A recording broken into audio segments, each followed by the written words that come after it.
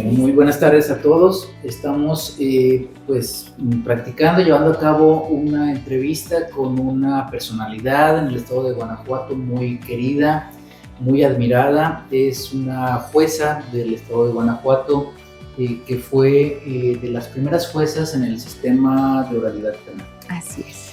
Es un referente para todos nosotros porque con su personalidad, con su carácter, con su forma de llevar a cabo audiencias que todos conocimos, siempre fungió como un referente, como una maestra para todos nosotros. Lo digo en lo personal, yo tengo mucha admiración. Muchas gracias. Por eso la Asociación de Jueces del Estado de Guanajuato, pensando en qué figura pudiéramos llegar a entrevistar, pues decidimos que fuera usted, maestra. Muchas gracias. Muchas gracias por sus palabras y bienvenidos. Muchas gracias. Bienvenidos a todos los que nos van a ver en esta entrevista. La Asociación de Jueces tiene buen alcance, tenemos buena forma de llegar a muchos sectores de la población y sobre todo la idea de esta entrevista es ver el lado humano de una servidora pública judicial que entregó toda su vida al Poder Judicial en varios sistemas, en el tradicional y después en el sistema procesal acusatorio. Va a ser una entrevista muy amena, va a ser una entrevista muy humana, vamos a conocer el lado de la mujer y vamos a conocer el lado también de la jueza en diferentes facetas, el lado humano familiar también, porque el esposo de la maestra Gloria también es juez del Poder Judicial retirado y también lo estimamos mucho. Mi compañera Angie, adelante. Gracias Paco. Muchas gracias, licenciada Gloria. Es un placer estar en este lugar, aquí en su casa. Muchas gracias por abrirnos las puertas. Muy contentos en esta entrevista. En esta ocasión nos convoca un tema muy relevante. Es un tema que habla acerca del agotamiento emocional en operadores de justicia. Tomamos como referencia un artículo que nos hizo favor la licenciada Gloria de hacer llegar a la asociación. Es un artículo que se denomina El agotamiento emocional en operadores de justicia penal en Iberoamérica, un análisis ético desde el deber de cuidado institucional, publicado en la Revista Mexicana de Justicia Reforma Judicial. Fue escrito por el licenciado Jonathan Gabriel Pinto y fue publicado por el Instituto de Investigaciones Jurídicas de la Universidad Nacional Autónoma de México. Y un tema muy importante para la sociedad, pero también, como lo menciona Paco, para nosotros los jueces como personas, claro, como personas que sentimos, que nos cansamos, y como personas que queremos dar todo de nosotros y tenemos estas limitantes, ¿no? Y que es precisamente lo que queremos platicar con la licenciada Gloria. Antes de escucharla, la maestra Gloria Hernández Valtierra tiene un currículum muy amplio y tiene, como yo decía, toda una vida en el Poder Judicial de Guanajuato. Nosotros quisiéramos que ella se presentara, nos dijera en dónde empezó, por qué fue que empezó en el Poder Judicial, desde cómo decidió estudiar la carrera de Derecho y después pertenecer al Poder Judicial del Estado de Guanajuato. Bien, pues ya saben, bienvenidos. Mi nombre completo es Gloria Esther Hernández Valtierra. La verdad es que me decidí estudiar Derecho. Ya saben, siempre hay un familiar que te conoce mejor que nadie, mi hermana Claudia, que me dijo, oye, pues ¿por qué en lugar de estudiar letras españolas, que era lo que yo quería, ¿por qué no Derecho? Mira, me parece que también podría ser una opción. Y al final de cuentas me convenció, me llevó, me acompañó y entré a la carrera de Derecho en la Universidad de Guanajuato, que en esa época era muy demandada, de no sé, alrededor de 1,500 aspirantes, solamente elegían un grupo de 45 Y pues bueno, finalmente se logró el ingreso porque pues era una competencia complicada, pero pues bueno, ya en la carrera pues tratamos también de hacer lo mejor posible, aprender todo lo que fuera necesario para tener un buen desempeño.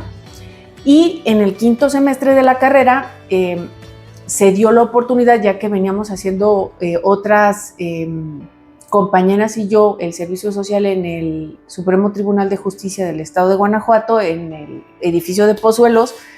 Pues bueno, se dio la oportunidad de que nos empezáramos a hacer suplencias, lo que en ese entonces así se llamaban, de taquimecanógrafa. De hecho, utilizamos todavía estas máquinas Olivetti grandísimas así para escribir y pues haciendo escritos, haciendo lo que se ofrecía pues ahí en la sala. Estábamos supliendo a las personas que se iban por incapacidades, por licencias por maternidad, médicas, etcétera. Y así empezamos varias juezas en esa época.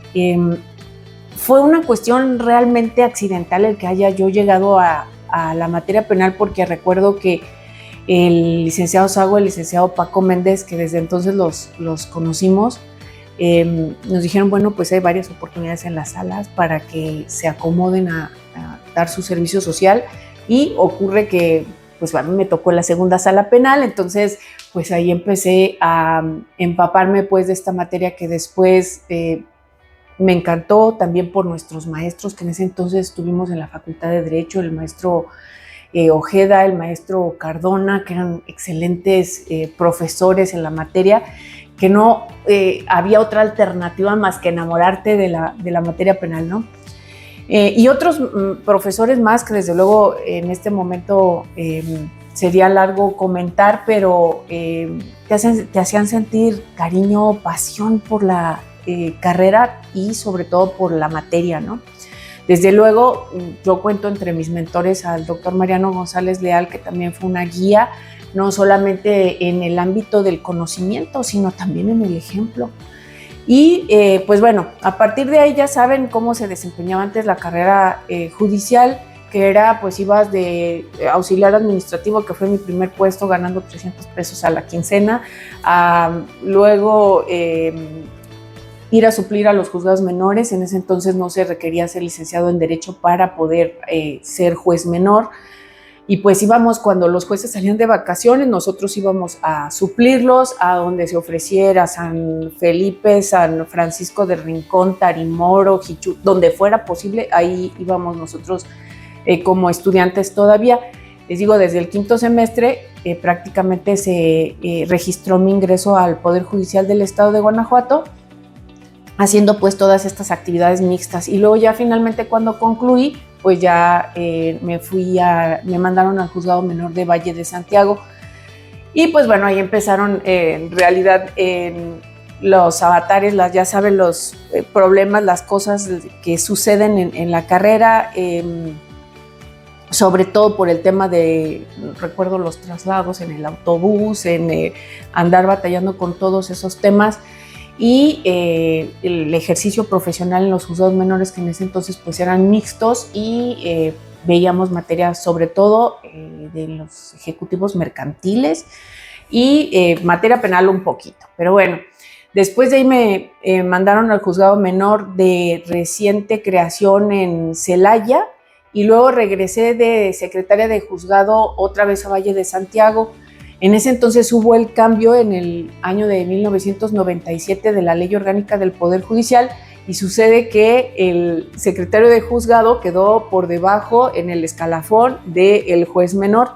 Finalmente, pues hubo un mecanismo que se implementó en la propia Ley Orgánica, a través de la cual era posible que nos reconocieran la categoría que habíamos tenido antes de que entrara en vigencia esa nueva Ley Orgánica del Poder Judicial. Y bueno, pues bueno, ya no se las hago larga, anduve como juez menor algún tiempo en Comonfort, en Cortázar, y cuando estaba precisamente en Cortázar, pues se dio la oportunidad de concursar en ese entonces ya se había implementado la carrera judicial por exámenes, y competí con otros 30 compañeros por 3 lugares, 3 puestos titulares de juez de partido en ese entonces.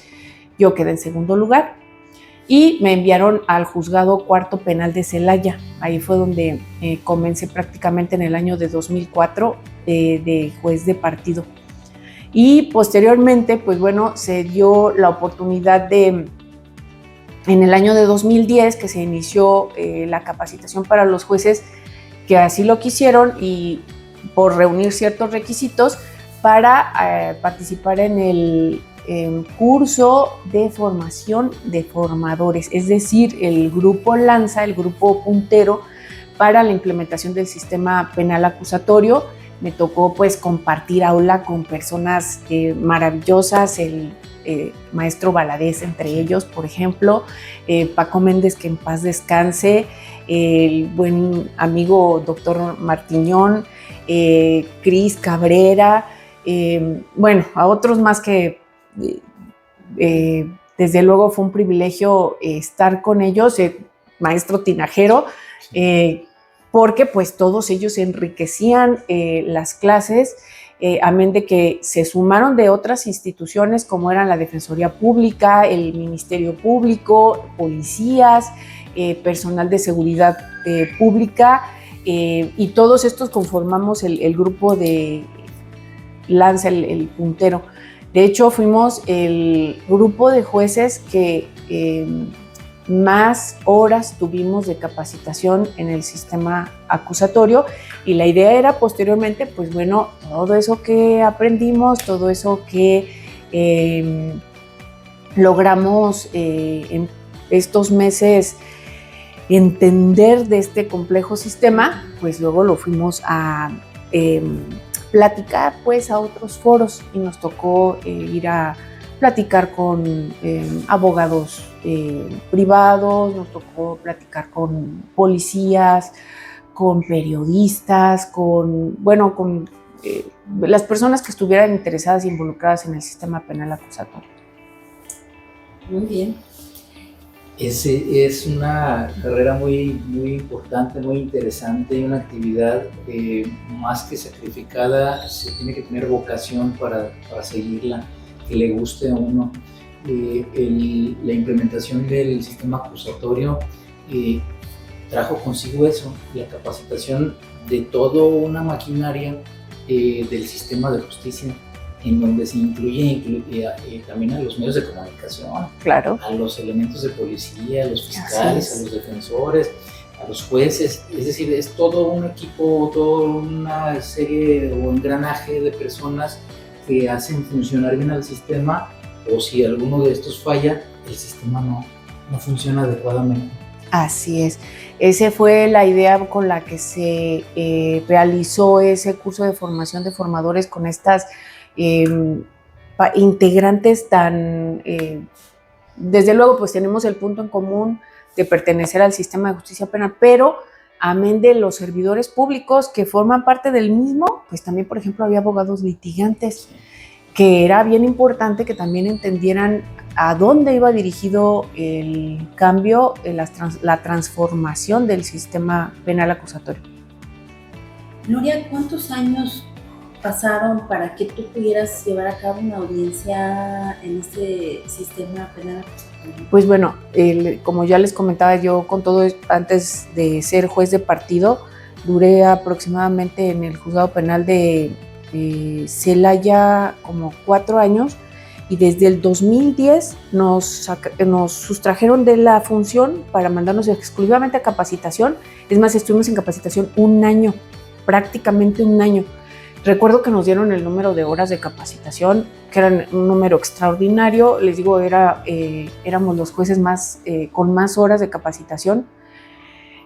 Y en el año de 2011, si ustedes recuerdan bien, para septiembre inició el sistema penal acusatorio la vigencia de la ley del proceso penal en el estado de Guanajuato, y pues comenzamos a hacer audiencias. No empezaron de un día para otro, tardaron alrededor de un mes.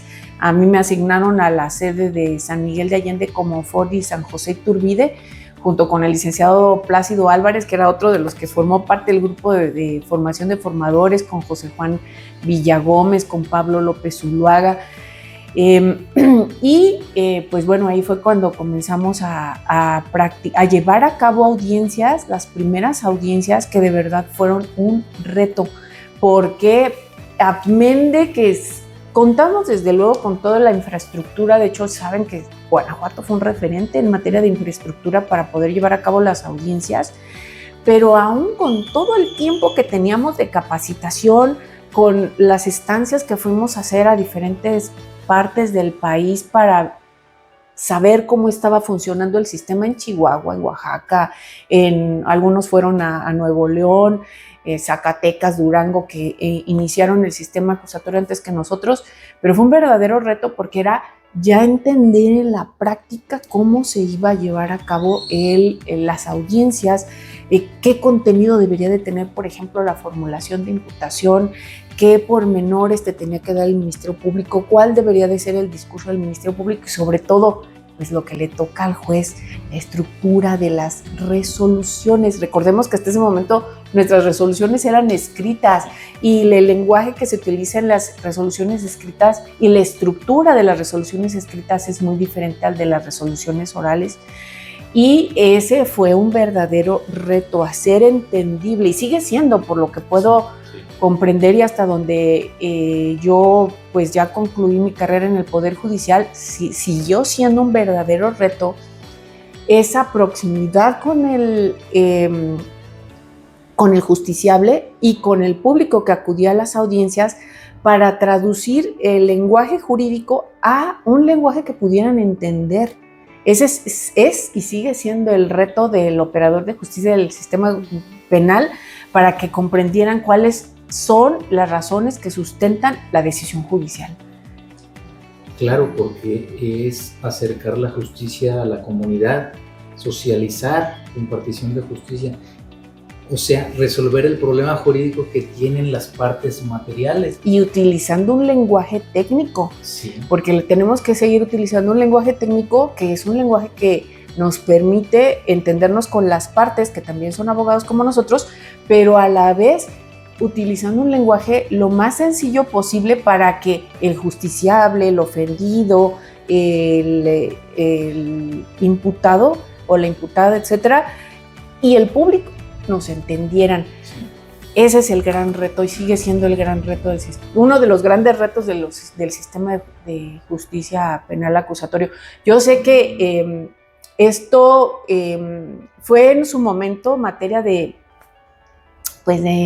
nuestras clases, porque tuvimos profesores de disciplinas de la más diversa índole, incluso entre ellos estaba un actor. Sí. ¿Un actor?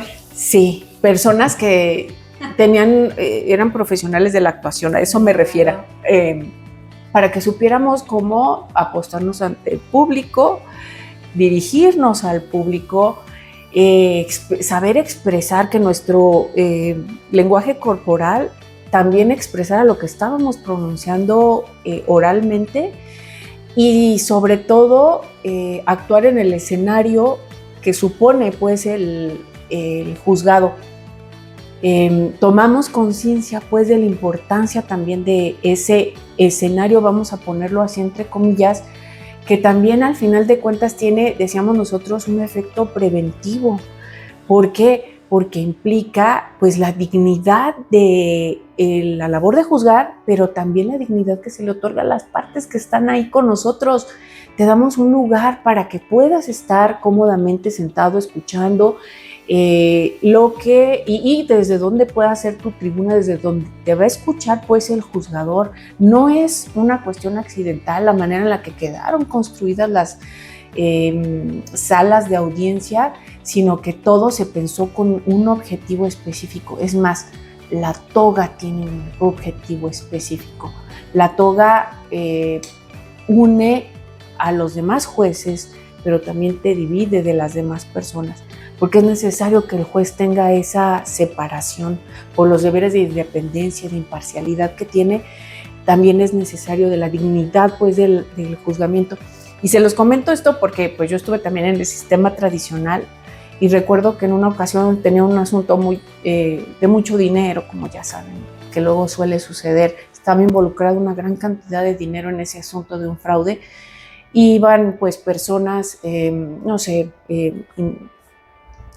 empresarios, etcétera, al juzgado, Y recuerdo que alguna vez uno me dijo, es que el juzgado está oscuro, huele mal, hay cosas amontonadas, no hay un lugar donde podamos acomodarnos con nuestros objetos personales para poder leer, echar mano de nuestras notas, etcétera.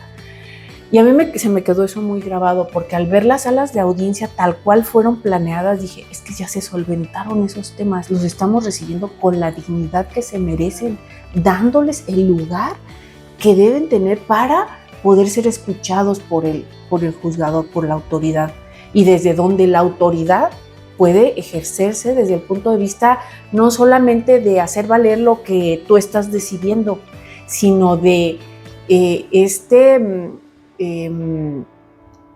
este respeto que debe tener la imagen del juez, no la persona del juez, la imagen del juez, la autoridad que debe ejercer el juez, la autoridad que estamos llamados por el derecho a ejercer, a eso me refiero.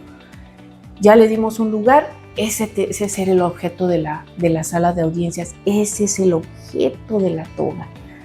Entonces, pues entenderlo era parte también, o fue parte de los retos que tuvimos que enfrentar, porque saben bien que nosotros hasta entonces no se había utilizado este escenario, no se había utilizado la toga, y desde luego pues todos los temas técnicos que implica el ejercicio del derecho. Qué interesante, sí. Qué interesante, y sobre todo los retos de infraestructura, como comentas, pero también retos personales para los abogados litigantes. Así es. Para argumentar oralmente, sí. Para estructurar el planteamiento, los alegatos, el juez cómo va a resolver y cómo va a resolver de cara a la comunidad, teniendo cámaras y micrófonos ahí, porque eso de suyo intimida. Eso es sí. natural, ¿eh? Cuando sí. estamos frente a una cámara nos intimida. Y desarrollar esas habilidades, porque son habilidades, no es fácil. Y no cualquiera lo hace. No cualquiera, sobre todo si muchos venimos del tradicional, en donde las resoluciones son escritas y el juez está en su oficina, emite su sentencia, la notifica y ya no hay mayor problema de explicación ni de expresión oral. Algunos podemos ser tímidos, retraídos, y entonces esto nos va generando una especie de evolución en nuestra propia persona para que tengamos esas habilidades, Gloria. Sí, sí.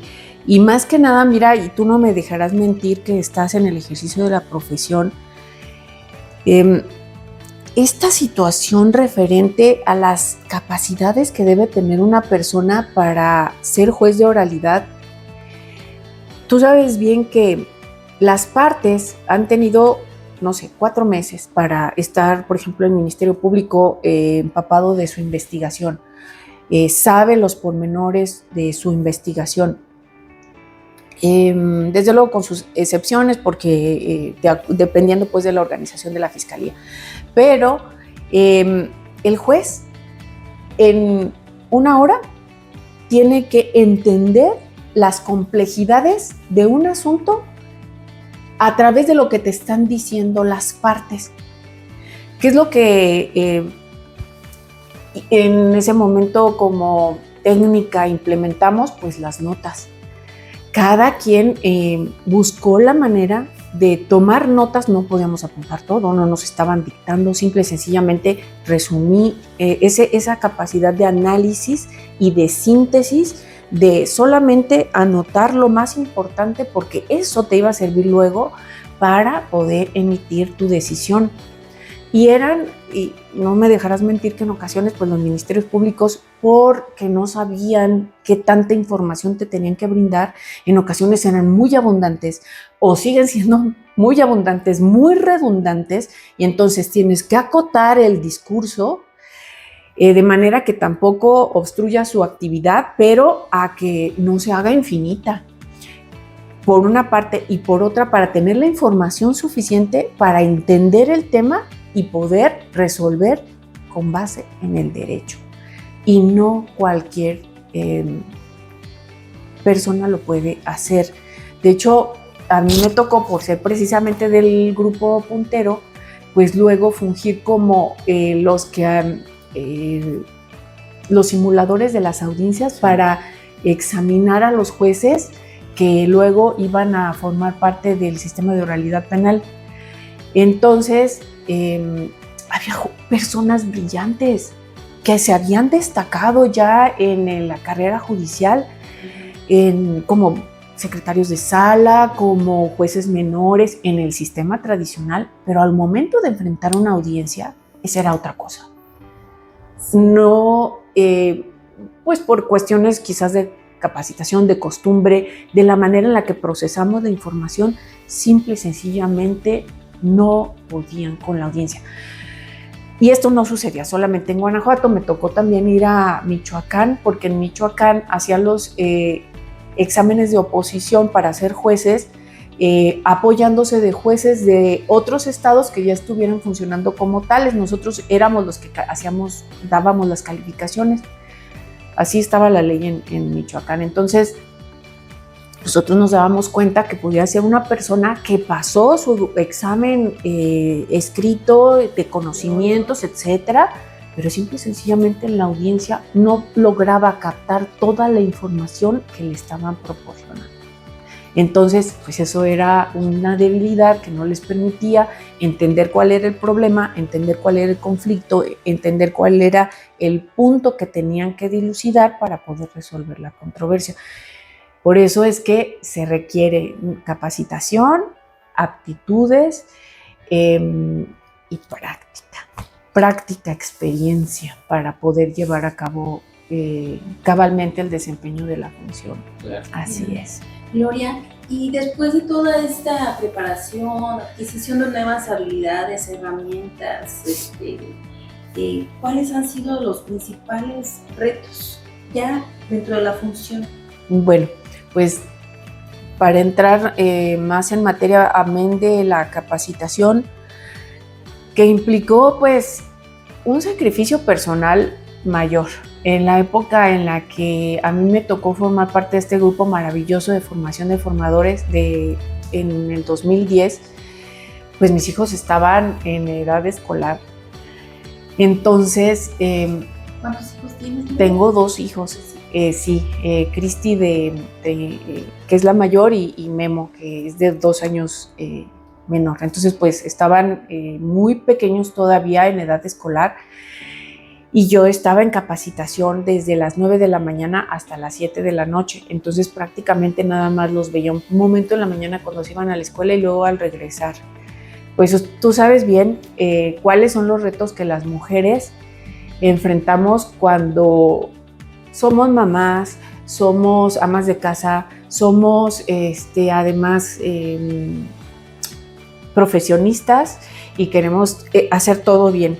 Les decía yo en una ocasión que me hicieron una entrevista en el Congreso del Estado de Guanajuato, que les digo, es que miren, es como si estuviéramos jugando con varias pelotas a la vez, como las personas que hacen malabares con varias pelotas, mientras tenemos una en el aire estamos sosteniendo otra. Así somos las mujeres trabajadoras de todas las ramas, pues, pero en el Poder Judicial eso también suele suceder, y la presión física, psicológica, emocional es importante, es muy, muy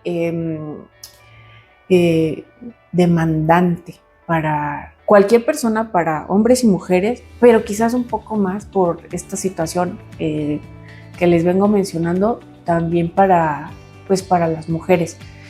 Entonces, fue muy complicado porque tenía yo que dejar muchas horas a mi familia y a mis hijos que estaban todavía pequeños, para además alcanzar las expectativas que se tenían en nosotros, porque no fue poco la inversión que en todos los sentidos se hizo en todos y cada uno de los que formamos parte de ese grupo de formadores. En todos los sentidos hablamos del económico también. De todos, o sea, sobre todo te hablo incluso del tema físico. También. Estar sentado de 9 de la mañana a 7 de la noche en los cursos era muy demandante. De hecho, tomábamos nuestros alimentos ahí. y no salíamos hasta las 7 de la noche y todo estaba concentrado en Guanajuato. Entonces, aparte de eso, tenías que conducir a Guanajuato y de luego de regreso a la hora que termináramos. Físicamente eso demanda muchísimo. Emocionalmente eso también demanda muchísimo.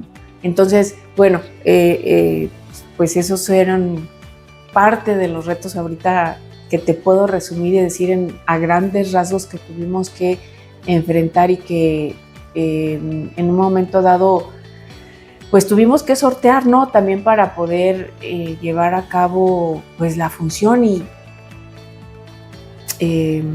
lograr el objetivo para el cual fue planeada esa capacitación.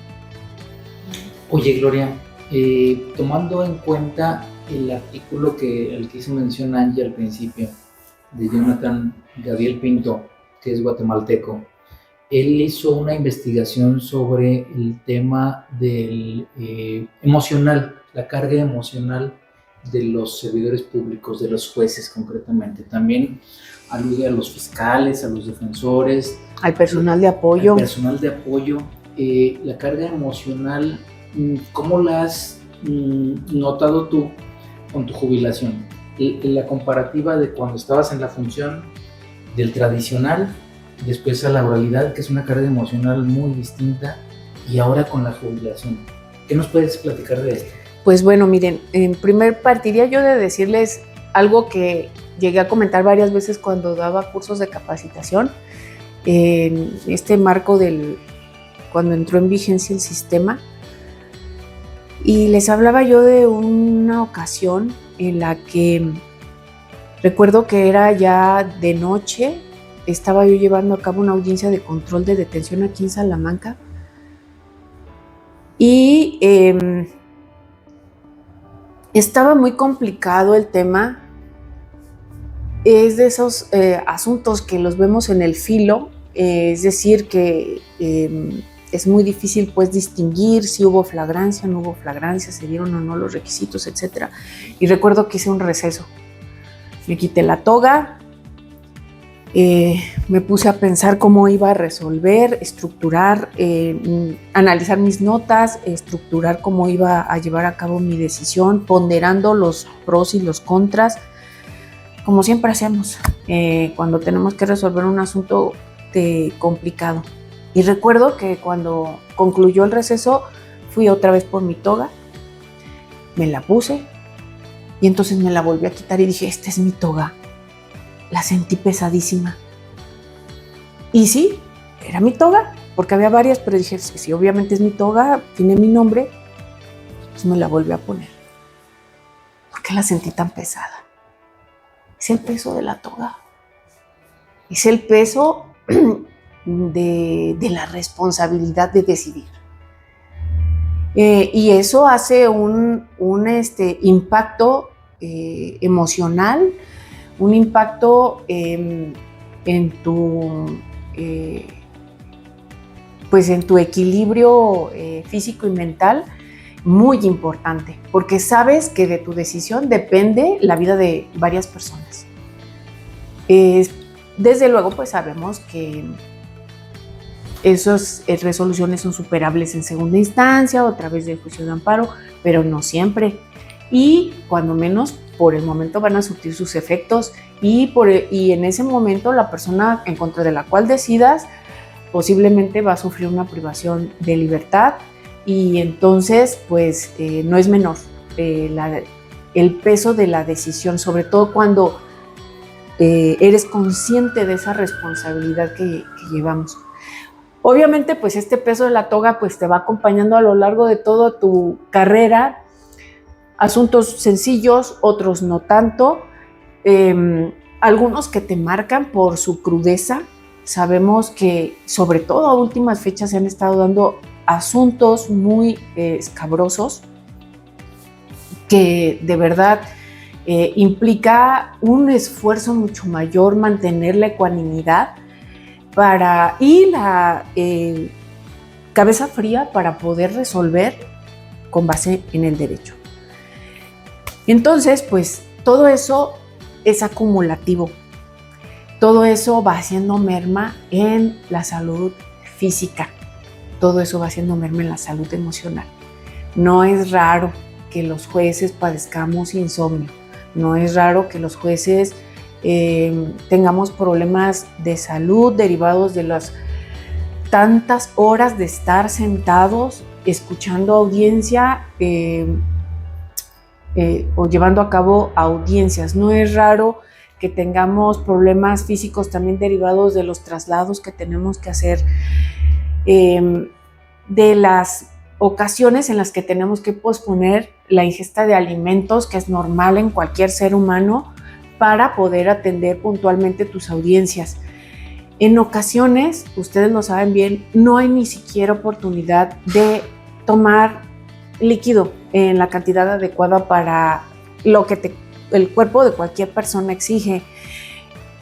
Tan solo ir al baño. En ocasiones yo sí tenía, ¿saben qué? Tengo que hacer receso. Yo sé que tengo ya trazadas estas audiencias que están esperando desde hace rato, porque no se tenía previsto que esta otra se fuera a trazar tanto tiempo, pero necesito ir a tomar agua, necesito ir al baño, necesito atender estas cuestiones que a todas las personas es normal que tengamos que atender. Y todo eso, insisto, va haciendo merma en las capacidades físicas, en la salud física. Y pues ahora que me jubilé, tomas tu conciencia de todo eso y dices, bueno, voy a atender todas estas cuestiones que en su momento por el trabajo no lo haces. Y entonces es cuando te das cuenta del impacto que la función trajo consigo, y entonces empiezan a salir, es que tienes esto, tienes lo otro, tienes aquí, debiste de haber venido antes, debiste de haberte atendido esto antes.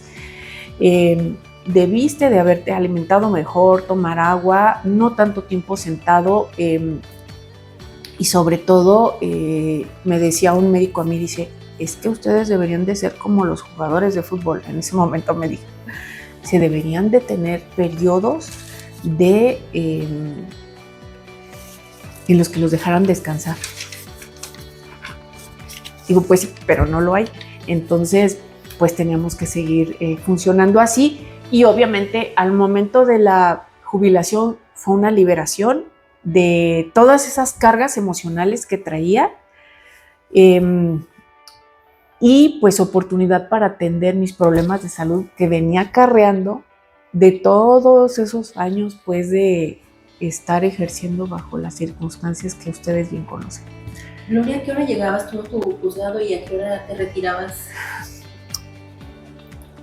Aunque sé que el juzgado se debe atender de 9 de la mañana a 3 de la tarde, ustedes saben que ese horario no tiene nada que ver.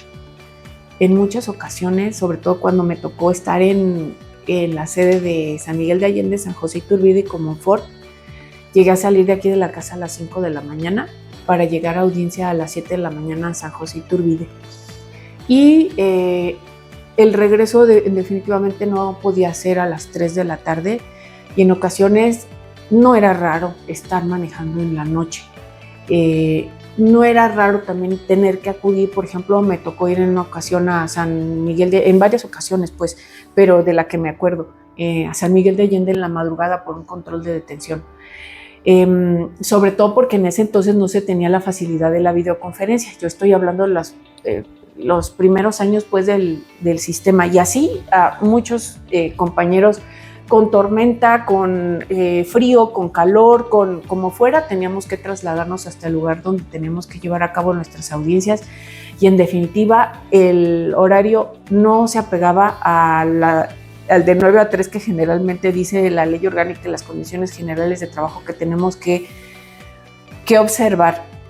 Y existe el otro tema, las audiencias que se llevan a cabo en horario fuera de 9 a 3 de la tarde. Sabemos que en materia penal estamos, sobre todo cuando estamos de turno, disponibles las 24 horas del día. Y 24 horas del día son así. Y a la hora que se requiere, se tiene que atender. Entonces, no es raro tampoco estar atendiendo audiencias a las 3 de la mañana, a las 2 de la mañana. Insisto, cuando no había todavía la facilidad de las videoconferencias, pues en ocasiones recuerdo que me tocó aquí en Salamanca también, una audiencia de una orden de aprehensión. Estaban solicitando una orden de aprehensión por el homicidio de un niño. A las 3 de la mañana estábamos en el juzgado. Terminamos que a las 5 de la mañana, posiblemente. Entonces, pues no es raro estar atendiendo en esos horarios. Yo en alguna ocasión les platicaba y decían, todos los jueces, los de familiar, laboral, todos atienden pendientes después de las 3 de la tarde. Les digo, sí, pero la diferencia del juzgado, de los jueces penales, ¿cuál es? Que no es asuntos que te hayan llegado de 9 a 3 y que no hayas alcanzado a llevar a cabo y pues los estás resolviendo a las 5 de la tarde. No, son asuntos que te llegaron a las 5 de la tarde, en ese momento se hizo la solicitud y en ese momento estás atendiendo. Entonces, pues prácticamente esos son los horarios que estaban llevándose a cabo. Bueno, para los justiciables que nos ven, el horario, de acuerdo a la ley orgánica del Estado y a las condiciones generales del Poder Judicial del Estado de Guanajuato, es de 9 de la mañana a 3 de la tarde. Pero como bien lo menciona Gloria, pues hay tribunales que tienen una carga inmensa que pues es imposible respetar, ¿no? Sí. Es muy complicado. Recuerdo yo un juicio que se llevó a cabo en Valle de Santiago. Me acuerdo que ese juicio en su momento rompió el récord, duró 4 meses. Ya ahorita ya lo rompieron, según tengo entendido. Y era muy complejo, las audiencias eran larguísimas y muy complejas. Veníamos regresando del Cerezo 1000 de Valle de Santiago. Recuerdo que era ya en la noche, había una tormenta increíble en ese momento, estaba lloviendo muchísimo. Recuerdo que se cayeron árboles de la fuerte que estaba lloviendo, aire, etcétera. Y pues así teníamos que funcionar, así teníamos que llevar a cabo las audiencias hasta que se acabaran, hasta que se lograra pues el objetivo de escuchar a las partes, los testigos, etcétera. Recuerdo que esos juicios fueron de los primeros en los que realizamos videoconferencias para desahogar testimonios en el extranjero. De hecho, la ofendida era una norteamericana y pues tuvimos que contactarnos con ella a través de un consulado mexicano en Estados Unidos para poder llevar a cabo el desahogo. Entonces, pues sí fue muy complejo y bajo estas circunstancias estábamos operando. Uh-huh. La mayoría de la gente no tiene idea qué es lo que pasa antes o en la preparación de la audiencia. Nada más se fijan en lo que ocurre en la audiencia. Uh-huh. Y pues sí trae una carga emocional importante. Claro. Por los traslados, por las condiciones climáticas que menciona Gloria, por los problemas emocionales que ya trae el juez de su casa. Se conjugan muchos factores, pero otro es el factor emocional en la audiencia. En la audiencia hay muchas emociones de las partes que están ahí. Sí. Es decir, el ambiente es muy pesado, muy denso. ¿Cómo hace el juez de oralidad penal para no contagiarse, para no tomar partido, para no empatizar demasiado con una de las partes? ¿Cómo se debe mantener ecuánime, objetivo, no frío, no distante, nunca, sensible, siempre la problemática social? Pero ¿cómo le hacías tú? Pues bueno, esto es un ejercicio continuo.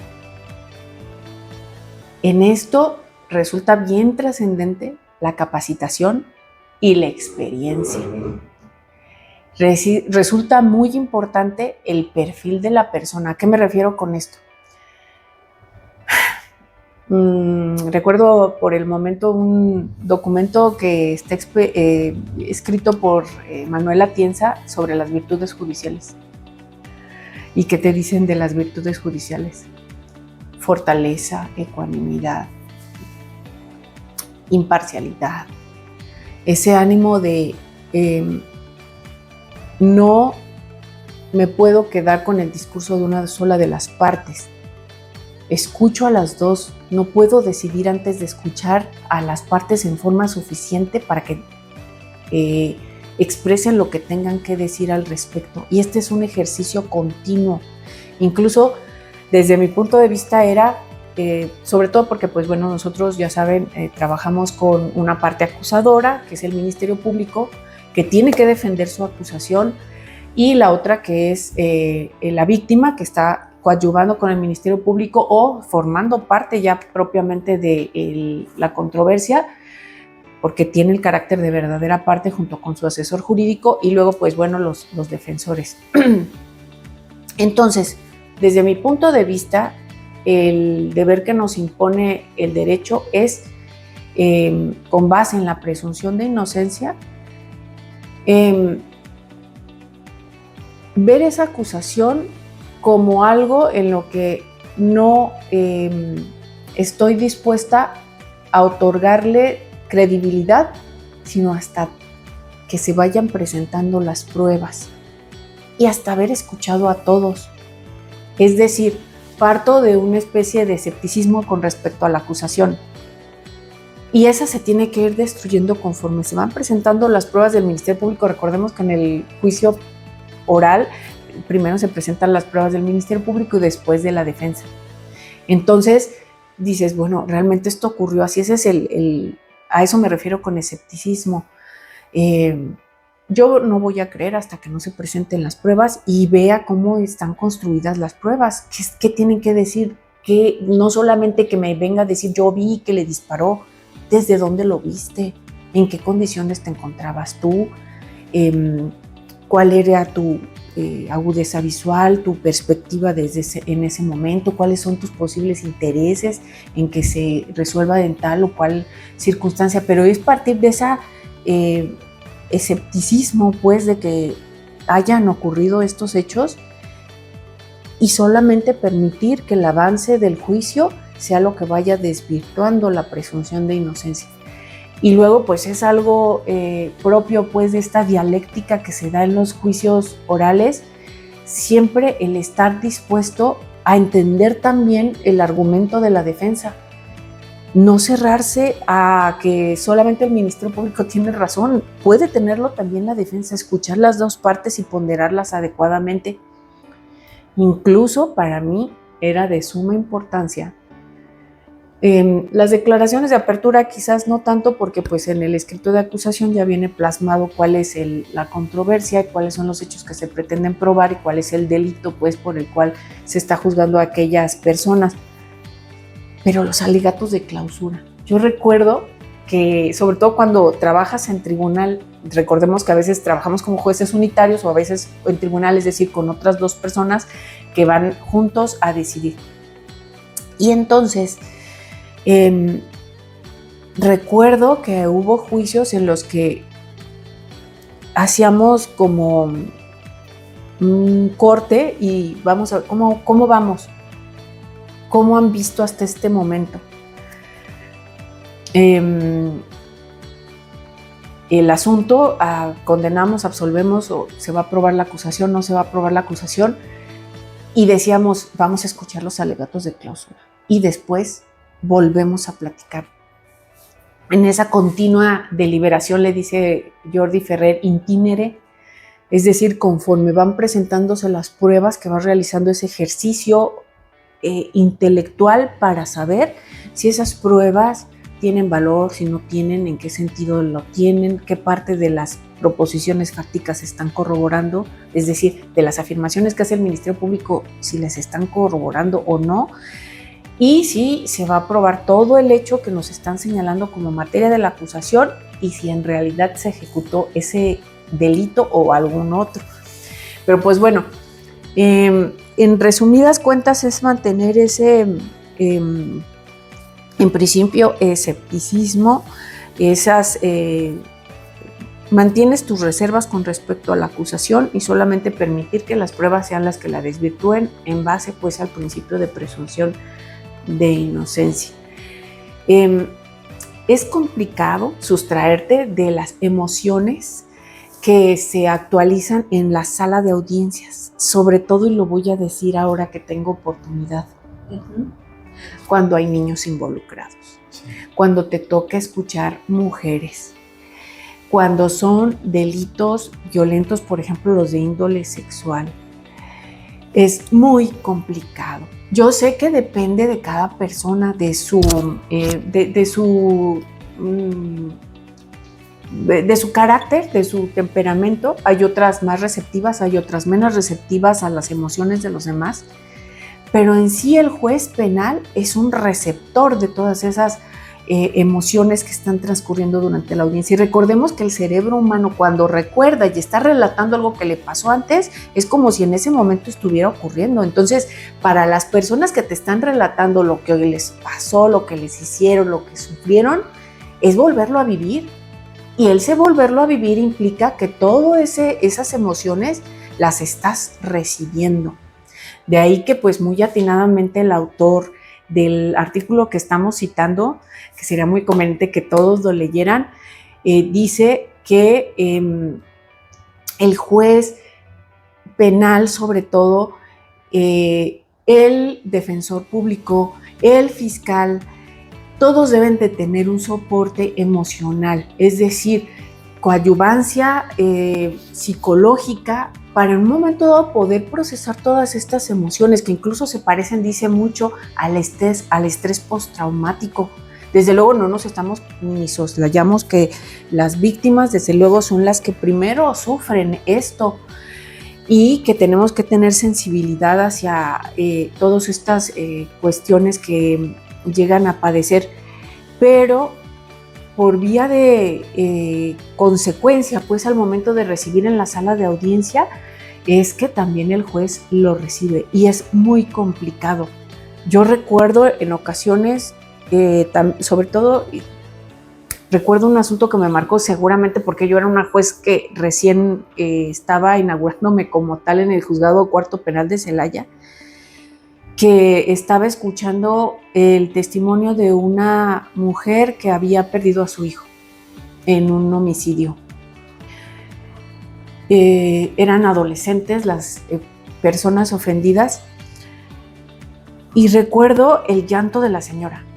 Aún me conmueve, todavía me mueve cosas por dentro.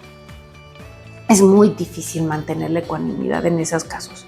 Es muy difícil sustraerte de las emociones y del impacto de ver a otra persona sufrir de esa manera. ¿Consideras, pero que este es de los detonantes más fuertes para el estrés laboral que se vive en los juzgados? Eso y la carga de trabajo. Desde luego sabemos que las cargas de trabajo, que era lo que estábamos también platicando, ya de por sí por el trabajo que estábamos desempeñando como jueces penales, con este tipo de escenarios a los que nos estamos refiriendo, ya meritaría que desde el punto de vista de la institución se hicieran cargo, como entiendo que lo hacen con algunos jueces, con los jueces civiles o de familiar, de dar soporte emocional a los jueces. Pero amén de ello está la enorme, excesiva y en muchas ocasiones ya insuperable cargas de trabajo que se están manejando, no solamente en el momento en el que yo concluí mis actividades en el Poder Judicial, que fue hace un año prácticamente. Actualmente están teniendo niveles altísimos de cargas de trabajo. A mí me parece que son excesivos.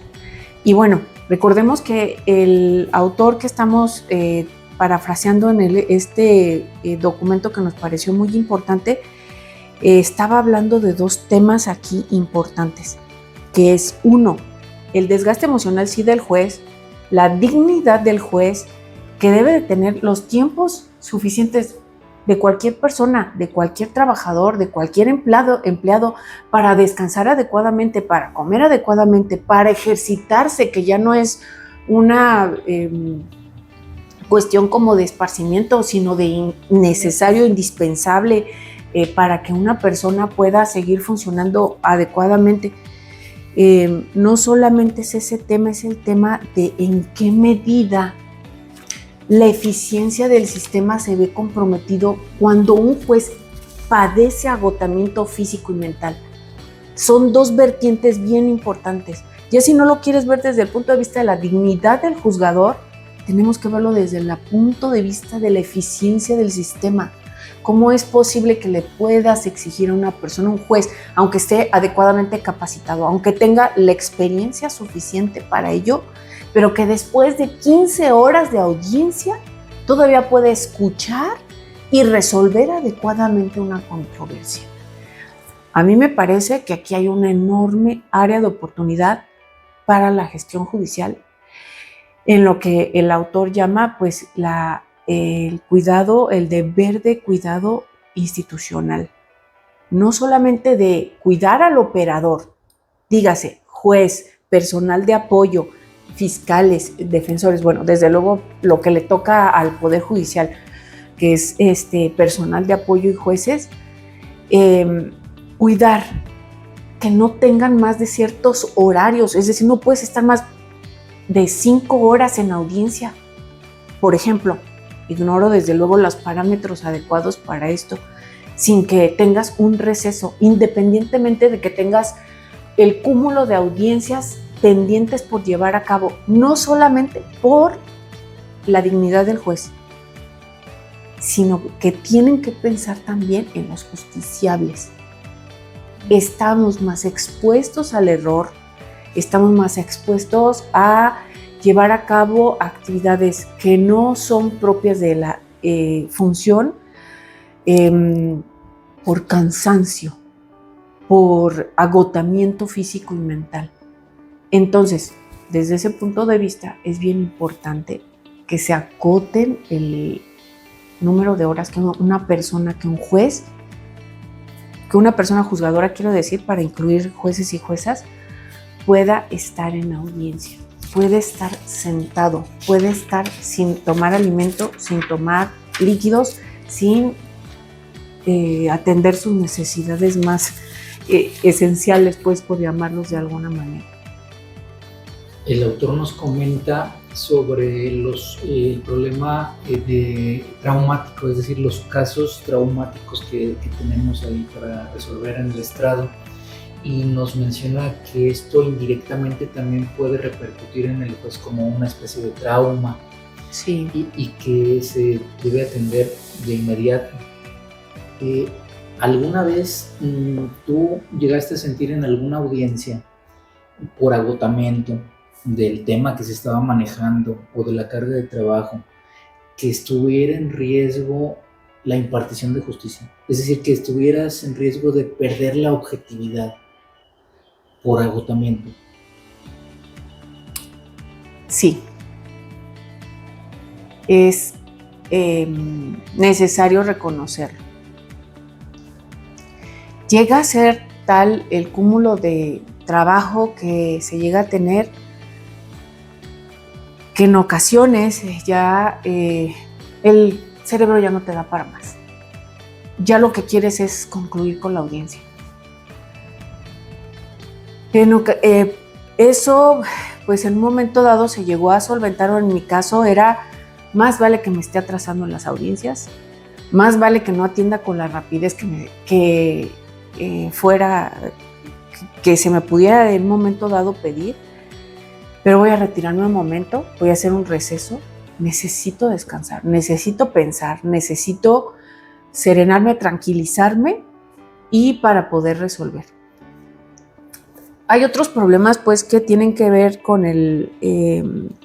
la manera en la que se hace uso de estos espacios de la audiencia, que no se han terminado de resolver. ¿A qué me refiero? Que las partes en muchas ocasiones no terminan de entender que tienen que acotar, tienen que saber sintetizar sus exposiciones con tal de aprovechar al máximo la atención del juzgador. No porque sea un privilegio que se les otorgue, simple y sencillamente porque es una estrategia de lo más elemental.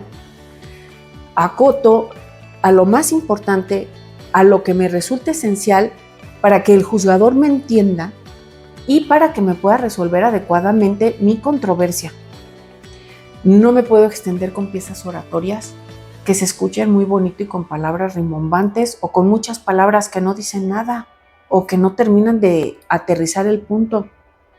El mejor abogado, definitivamente para mí siempre fue el que sabía mucho, el que estaba bien preparado, el que se veía bien preparado para su audiencia. Independientemente de que estos abogados te imponen retos desde el punto de vista técnico, desde el punto de vista del conocimiento del derecho, como ningún otro. Pero son los mejores para una audiencia, son los que yo prefería 1000 veces. A los que no fueran preparados para su audiencia, a los que fueran tratando de pescar a ver qué lograban, que no conocieran adecuadamente su caso y sobre todo que hablaran sin decir nada. Porque hacían largas las audiencias, poco entendibles, te costaba más trabajo comprender cuál era el punto y desde luego mucho más difícil resolver. Entonces sí, llega a ponerse en riesgo la objetividad, llega a ponerse en riesgo por el cansancio que ya quieres terminar, que ya quieres resolver y pues existe manera pues de solventarlo, pero no siempre. No siempre somos seres humanos, al final de cuentas las personas que estamos dentro de esa toga, que estamos detrás de ese estrado y tenemos limitaciones físicas, tenemos limitaciones emocionales, cognitivas de todo tipo. Por eso es que es el escenario pues de la audiencia debe aprovecharse, debe tenerse cierto pragmatismo pues cuando se utiliza ese escenario para obtener, desde el punto de vista pues de los litigantes, la mejor resolución para su caso, que es presentarlo lo mejor posible y lo mejor preparado a ese tipo de escenarios, a ese tipo de audiencias. Claro, porque muchas veces escuchamos de los justiciables que pues hay esta queja, ¿no? De que se atrasan, que están muchas horas esperando, que los citan como testigos y están 2-3 horas, o dicen no se alcanzó y se reagendó. Pero es importante ver desde este punto de vista de ¿por qué? Porque no es una cuestión ni del juez ni del secretario, sino que es integral completamente, ¿no? De cómo afecta la falta de preparación también de los abogados. Así que es. No preparan sus casos, entonces que retrasan. Entonces, qué importante también es para las personas que no son abogados, que han acudido a un tribunal, entender esta parte, ¿no? Que no es una cuestión del tribunal como tal, sino que hay todos estos factores que nos pueden afectar y retrasar.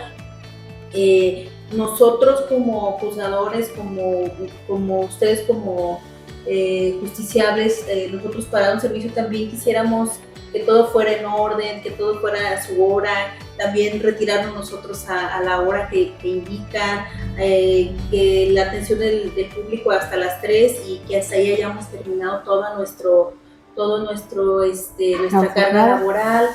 Pero bueno, son todos estos factores que creo que es importante también. Es importante que mencionarlo, es esto de tiempos adecuados, pero también vamos a hablar de otro tema que está muy bien explicado y soportado por el documento pues al que estamos haciendo alusión, que es la falta de personal, la falta de jueces, la falta de personal de apoyo. El autor habla de un índice que es obtenido de una organización que se llama México Evalúa, en torno a pues que no se cuenta con personal adecuado para llevar a cabo, para soportar pues toda la carga de trabajo que ha implicado la operación. Estoy hablando del sistema penal acusatorio, no puedo hablar de algún otro porque era el que yo estaba operando.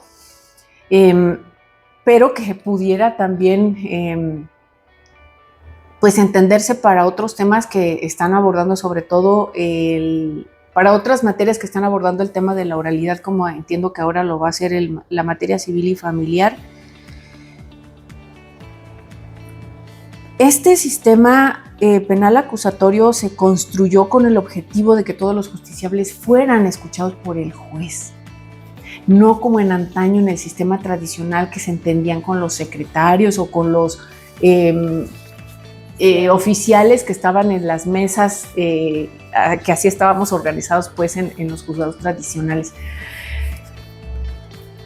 en la que el juez se podía desdoblar porque tenía todos estos auxiliares y porque como era por escrito, al final de cuentas no era exigida la presencia física del juez para llevar a cabo pues el acto procesal, que desde luego este fue uno de los temas que dieron lugar o empujaron al cambio en el sistema acusatorio y que ciertamente pues era criticable. Lo deseable, desde luego, lo legal y aquello que puede construir el respeto de las garantías y derechos de las personas es que el juez sea quien atienda a todos los justiciables, escuche directamente a todos ellos y les resuelva pues su problema, su controversia. Sin embargo, ya se tenía idea, ya se nos había alertado que ello implicaba un cierto estándar o cumplir con ciertos estándares en el número, la cantidad de personal con el que tenía que contar el sistema para poder funcionar adecuadamente, lo que implicaba también erogaciones extraordinarias, es decir, un sistema con una calidad así, en la que siempre el juez sea el que resuelva, en que sea el juez quien atienda, cuesta dinero. Es importante que se le haga inversión. Es importante que cuente con los insumos necesarios. Por ejemplo, cuando nosotros arrancamos el sistema acusatorio, desde luego que se contaba, se construyó pues el sistema con siguiendo análisis, se hicieron análisis de datos con los que se contaba en ese momento para fin de determinar el número de juzgados, el número de operadores, el número de jueces que debían estar operando el sistema. Pero yo creo que esos números están totalmente rebasados al momento. Sobre todo por un factor que no se pudo tomar en cuenta en su momento. Si bien es cierto que se hizo una configuración de un análisis de datos científico basado en estadísticas, pero siempre el factor humano es el que excede todas estas expectativas, todas estas estadísticas, todos estos pronósticos. Poco a poco los litigantes fueron tomando confianza en el sistema. Es decir, como iban compenetrándose más en su funcionamiento desde mi punto de vista, es que al principio teníamos, por ejemplo, muchos asuntos que concluían en procedimiento abreviado. Además, recordemos en la ley del proceso penal, el procedimiento abreviado se podía pedir no solamente por el Ministerio Público, sino también por el acusado y su defensor.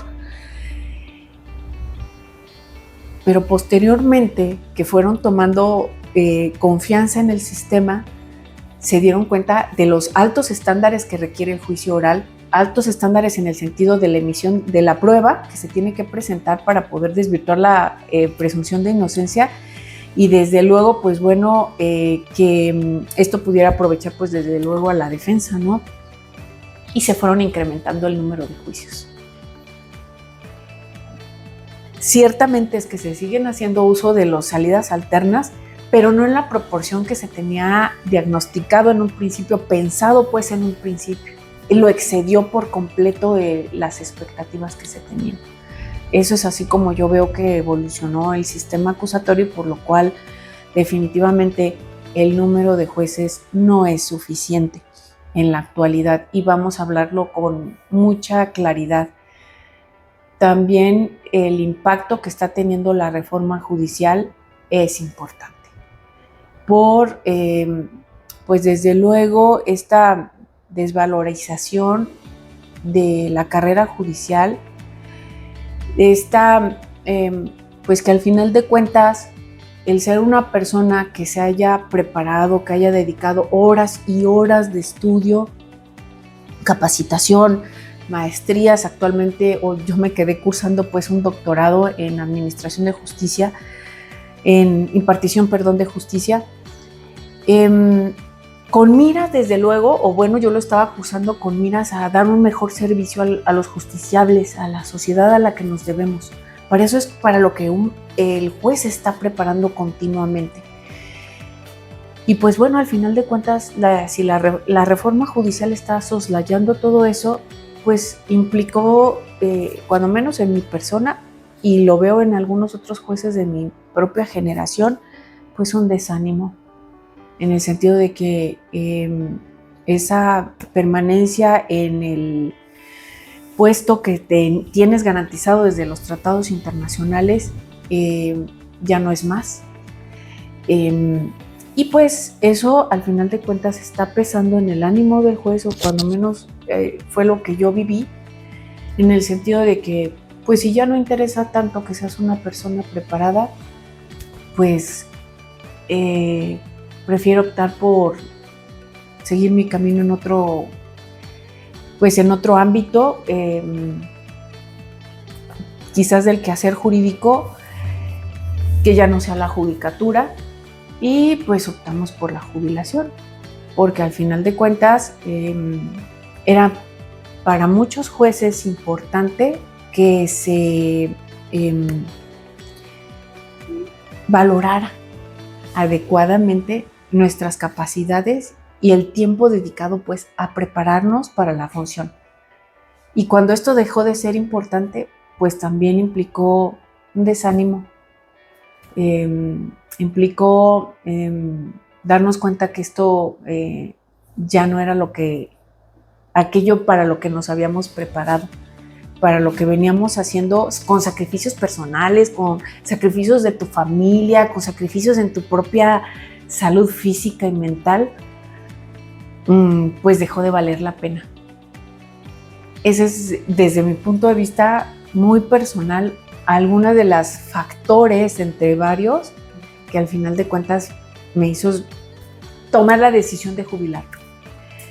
También el tema de la reforma judicial y la manera pues en la que está impactando pues a la plantilla de jueces que veníamos fungiendo como tales.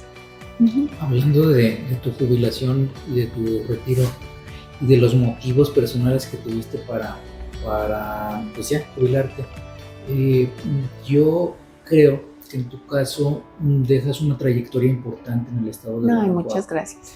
Yo creo que, como dije al principio, eres un referente en todos nosotros. Gracias. Y en los jueces que están y que están por llegar también.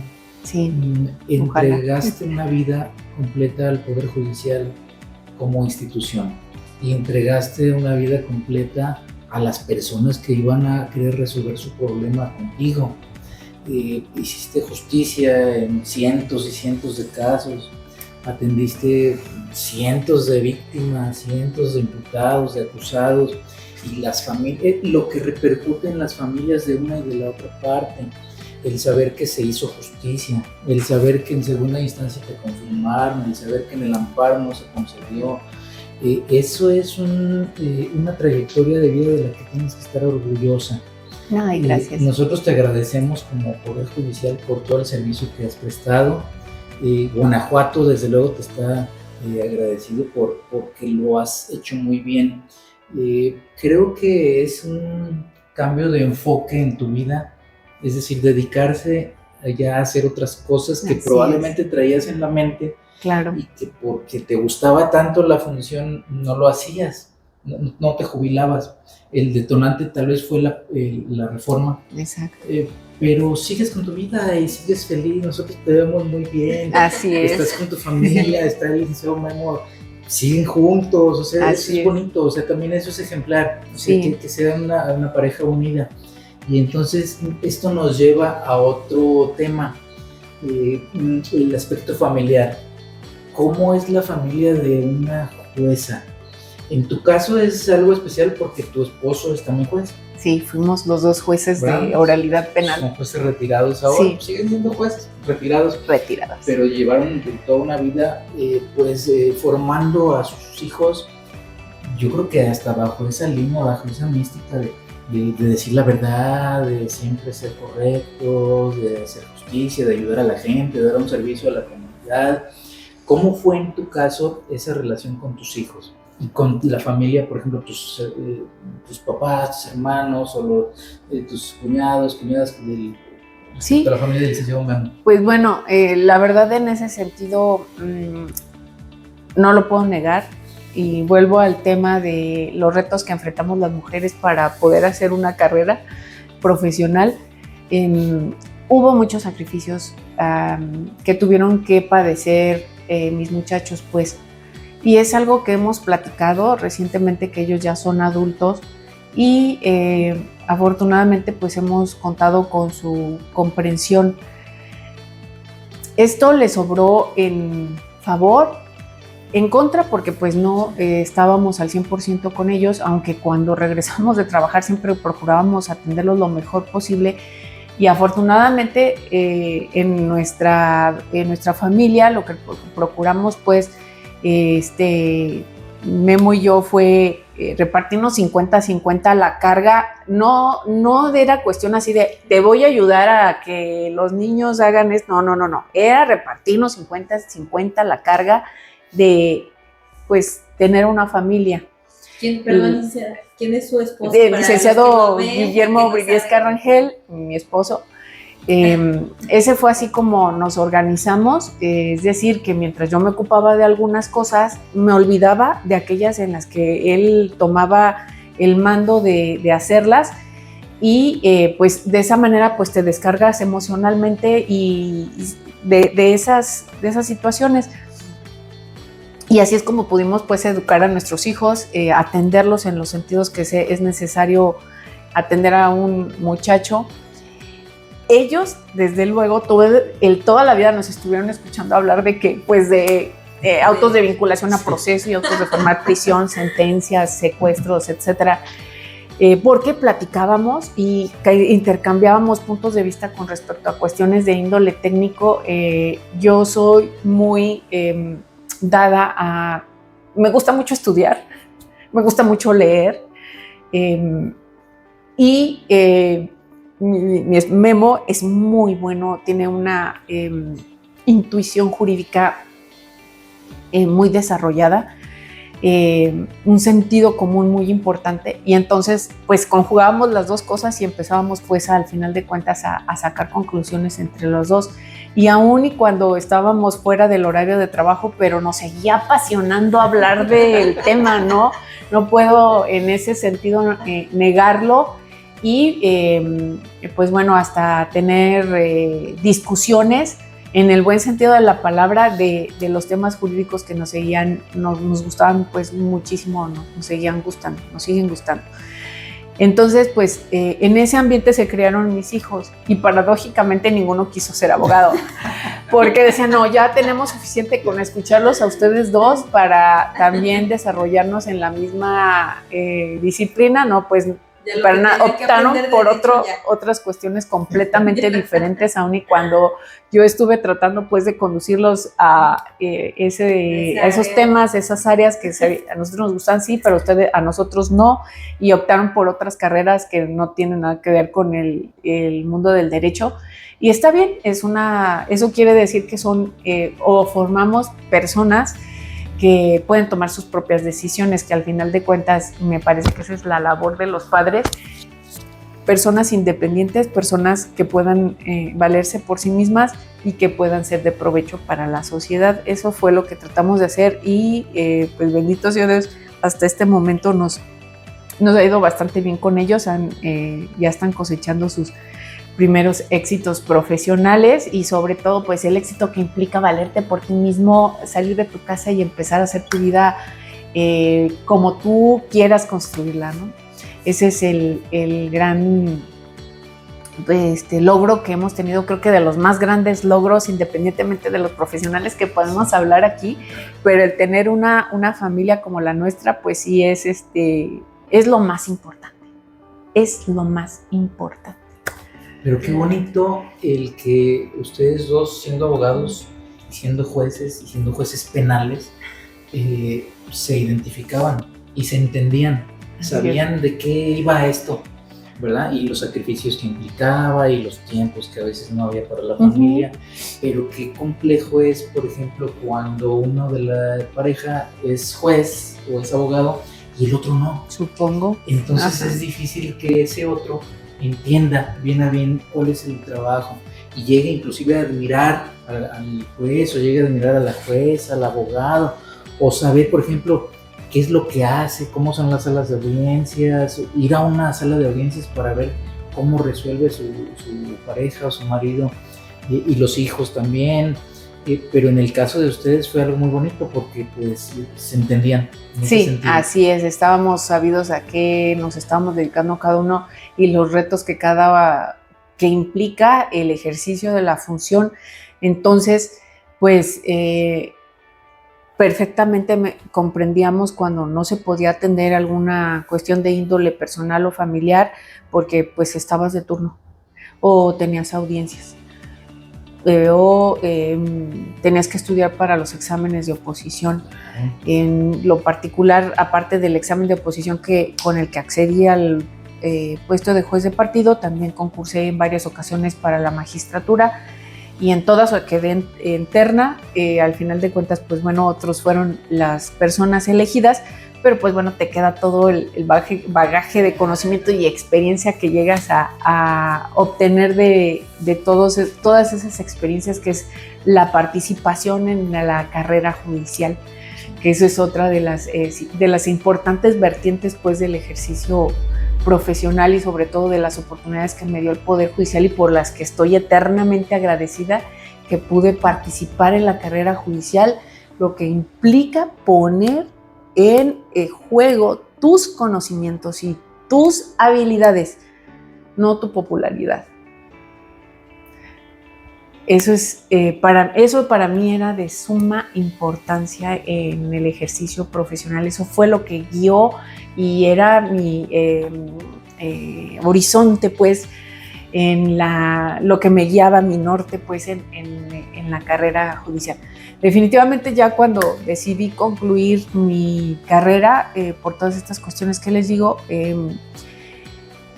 yo lo que pensé fue, creo que el Poder Judicial del Estado de Guanajuato me dio muchísimo, pero ya en esa misma medida lo retribuí, porque de verdad traté de hacer, y desde luego reconozco que pude tener muchos errores, que quizás no reuní las expectativas de los justiciables de aquello que pretendían obtener o de aquella resolución que buscaban que fuera más allá de texto expreso y solamente de la ley, sino que respetara además el derecho y quizás me quedé corta. Eso lo tenemos que reconocer cuando somos o nos dedicamos a esto, pero al final de cuentas creo que quedamos a mano.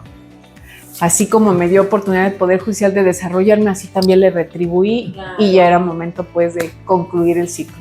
Gloria, ahora que tu esposo y tú están pues ya jubilados, ¿cómo ha sido esta descomprensión emocional para ustedes? ¿Cómo la han vivido? Pues la verdad, como al final de cuentas, por la manera en la que se vinieron dando las cosas, pudimos coincidir en la jubilación. Yo con algunos meses posteriores al momento en el que se jubiló mi esposo, pues bueno, esto ha sido bien importante para poder compaginar igualmente nuestros intereses, nuestras actividades, nuestras expectativas sobre lo que queríamos hacer una vez concluido nuestro ciclo en el Poder Judicial, e implicó pues bueno una liberación. La verdad eso es, la jubilación te liberas de todas esas cargas que traes. Desde luego es ambivalente porque por un lado extrañas la función. A mí, bendito sea Dios, me está ayudando mucho el doctorado porque sigo inmersa en el estudio del derecho y he estado aprendiendo una cantidad de cosas impresionante. O sea, como tú dices, cuando estamos en la función quisiéramos tener más tiempo para leer todos esos libros que se nos quedan pendientes por ahí y que ahora los ves y dices qué de respuestas contenían o una cuestión así. Entonces, pues el doctorado en ese sentido me está ayudando a reducir la velocidad hasta llegar al punto cero en el que quizás ya no me dedique más al derecho y ya no lo estudie o ya no vea como una práctica posible, pero implicó esa liberación de las rutinas tan fuertes que implica estar en la función. Le decía yo a mi esposo, por ejemplo, andábamos en el centro de aquí de la ciudad a las 1 de la tarde. Dijo, a ver, déjame sentarme a ver cómo es la vida en el exterior a la 1 de la tarde. O sea, es que tengo desde que tenía 21 años que estoy en el horario de 9 a 3 del que estamos hablando. Entonces, hace tiempo que yo no veía la vida pasar a esta hora en la calle, porque estaba en el juzgado. Y fue desde ese momento así de, vamos a sentarnos a ver qué se siente, qué pasa a estas horas, qué ocurre. Hasta ese grado llegamos. Sí, así es. Oye, Gloria, volviendo al tema del artículo del autor que estamos platicando, ¿tú qué le recomendarías a las nuevas generaciones de jueces y que con la carga de trabajo, que con el tipo de asuntos que ven en el estrado, se empiezan a sentir agobiados, empiezan a sentir esa carga emocional y que puede ser también que les genere cierta sentido de o depresión o tirar la toalla, renunciar, dedicarse a otro tipo de cosas? La función es hermosa. Así es. Estar impartiendo justicia es hermoso, la verdad. Los que nos gusta lo hacemos por eso, porque nos gusta realmente, independientemente de lo que nos paguen, que no tenemos privilegios, la verdad, nos pagan un sueldo digno para vivir bien, pero independientemente de eso nos gusta estar ahí. Y hay muchos compañeros que les gusta, pero este tema de las emociones y las cargas, ¿tú qué les recomendarías? Miren, en primer lugar, lo que a mí me sirvió mucho ya en última instancia, llegó un momento en el que yo decía, es que esto está mal, esto se pudiera componer de esta otra manera, se pudiera hacer de esta otra forma, pero pues bueno, llegas un momento en el que dices, creo que debo concentrarme en el entorno cercano, que yo puedo mejorar, que yo puedo mantener en un desarrollo óptimo, y de eso me voy a ocupar. Es decir, no puedo estar pensando en que todo el sistema está funcionando mal y que quizás está colapsando, que tiene muchos problemas, que tiene mucho, porque no está en nuestras manos resolverlo. Tenemos que ser muy conscientes de hasta dónde podemos nosotros, nuestra influencia y nuestra actividad puede tener alguna influencia o algún impacto. Entonces, cuando me di cuenta de ese panorama, que yo tenía o podía enfocar todos mis esfuerzos a aquello que estaba dentro de mi alcance, pues entonces las cargas emocionales, psicológicas disminuyen muchísimo. Y concentras tus esfuerzos en hacer lo mejor que puedas con lo que tienes en los asuntos y en el entorno que está a tu disposición y que puedes alcanzar y que puedes influir. Entonces, eso es por un lado, entender esta situación. Por otro lado, priorizarte como persona. ¿A qué me refiero esto? No podemos asumir esta cuestión que es muy generacional de aguantar. Es que tengo que aguantar las cargas de trabajo que me están aventando. Tenemos que hablar y reconocer, no puedo más con estas cargas de trabajo. No es debilidad. A mí me parece que es un deber ético del juzgador, reconocer que ya no puedo más. Yo llegué a ver jueces que ya no podían ni hablar. Llegué a ver jueces porque vi también audiencias, por X circunstancias tenía que analizar de mis compañeros que les estaban diciendo las cosas y no lograban entenderlas. Y decía, ¿qué pasó? Y ya me explicaban los operadores, licenciada, tenemos tantas horas en la audiencia. Ya no era posible que el juez estuviera entendiendo. Entonces, por un deber ético, el juzgador también tiene que reconocer sus límites y hacérselo saber a la gestión muy claramente. He llegado a mi límite, no puedo más. ¿Por qué? Porque el justiciable también está esperando una respuesta de un operador que esté claro física y mentalmente para poder resolver el tema. Y en ese sentido la gestión tiene que entender que no puede exigirle a una persona estar 15 horas en audiencia. No es posible, y sobre todo sin parar, sin tomar alimentos, sin tener la satisfacción de tus necesidades más elementales. Eso no puede ser. Insisto, tiene dos vertientes igualmente importantes, pero si no quieren verlo desde el punto de vista de la dignidad del juzgador, tienen que verlo desde el punto de vista de la calidad de la justicia que se está administrando por jueces que quizás ya no están claros mentalmente derivado de tantas horas de trabajo.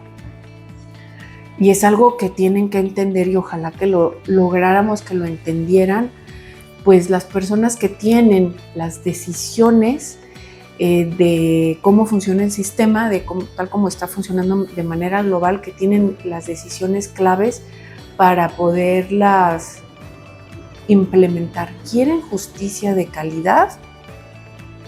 Necesitan reforzar el número de jueces penales y también del personal de apoyo, porque reconozcámoslo, el personal de apoyo es todo ese staff que está tras bambalinas preparando las audiencias, y que así como el juez está 15 horas en audiencia, ellos están 20 horas porque tienen que preparar todo lo que implica el desahogo de la audiencia. Por hablar de algún parámetro, porque en realidad no cuento con alguno, pero yo tenía muy claro que son personas sumamente comprometidas, muy trabajadoras, que están trabajando mucho más allá de los horarios que las condiciones generales de trabajo les obligan, y que no se les está reconociendo suficientemente.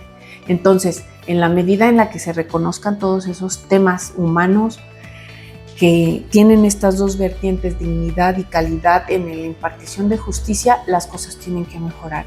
Pero esas decisiones, pues desgraciadamente no las tenemos los jueces, los tienen los sistemas de gestión, los tiene el Consejo, los tiene el Congreso, los tiene todas estas personas que desde el punto de vista político solucionan el tema de los dineros que hay que invertirle al Poder Judicial para que trabaje en forma óptima. Y desde luego pues está también el tema de la capacitación. Independientemente, estoy hablando, cualquier juez, cualquier persona que llegue a ejercer, sea porque haya llegado por sus méritos a través de la carrera judicial o a través de una elección, cualquiera va a tener estas limitantes, y se requiere número adecuado de jueces que se calcula con base en el número de habitantes, es decir, debe haber cierto número, que eso ya está establecido en parámetros por organismos determinados. Por cierto número de habitantes debe haber cierta cantidad de jueces. Ese es el gran tema que nos está ocupando ahora los que somos nada más ciudadanos, entender y exigir que se haga por la justicia las adecuaciones pertinentes para que funcione adecuadamente con los recursos humanos y materiales indispensables para ello. Es un área de oportunidad del muy Poder Judicial. Grande. El autor del artículo que hemos estado platicando, al final plasma una frase que es contundente. Dice: una judicatura que se cuida a sí misma honra el principio de dignidad humana. Esto es bien importante. Y quien no se cuida se quiebra, que es también otra cosa que reconoce.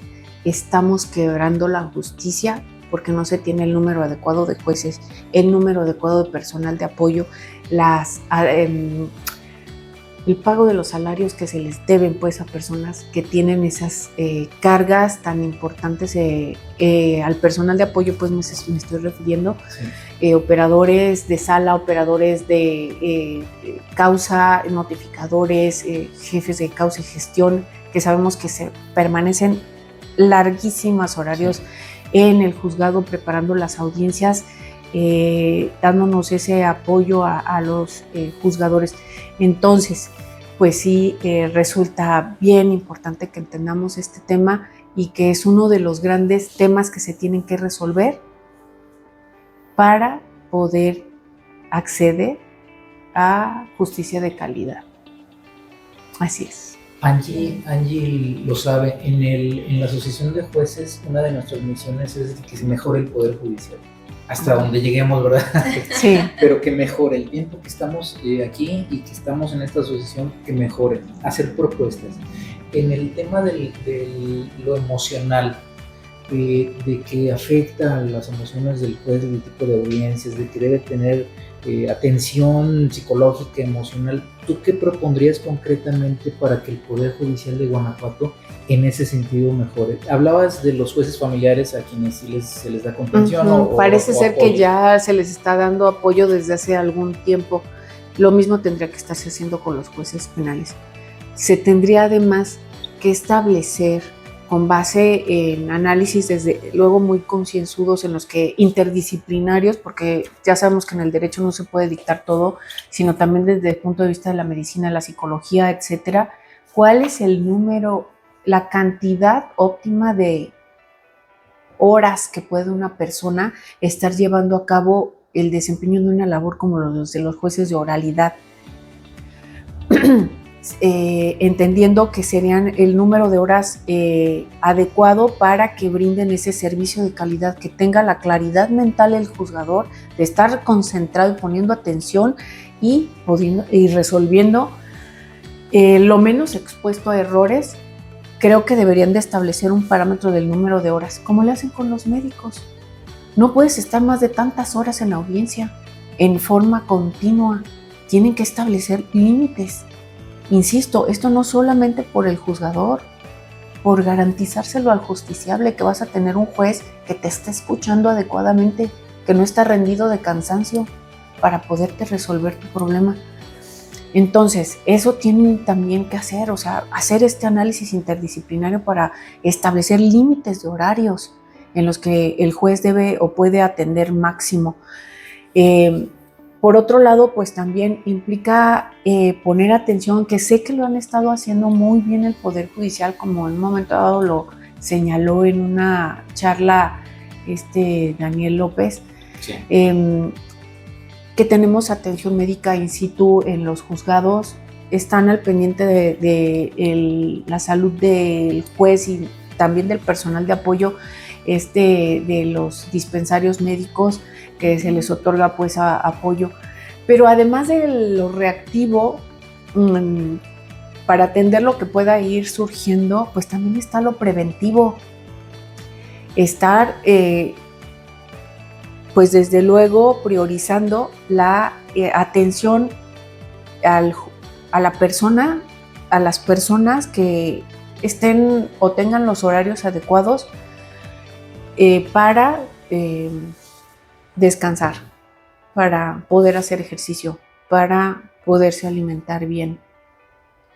Es lo mínimo que puede exigir una persona y que es un estándar del que deben gozar todos los trabajadores, todos los empleados, y en el que pues el Poder Judicial tiene áreas de oportunidad importantes pues para que se pongan horarios límite, o incluso llevar a cabo, en tratándose el personal de apoyo, pues turnos, unos en la mañana, otros en la tarde, si es que se tiene que atender así, jueces que no necesariamente tenemos que ir de 9 a 3, pues algunos que atiendan de 9 a 3 y otros más tarde, pero no todo el día, porque no hay persona que pueda tener ese tipo de actividad sin ver seriamente mermada su salud física y mental, las contenciones emocionales que se tienen que otorgar, incluso se tiene que hacer conscientes a los jueces, porque los mismos jueces yo los he visto,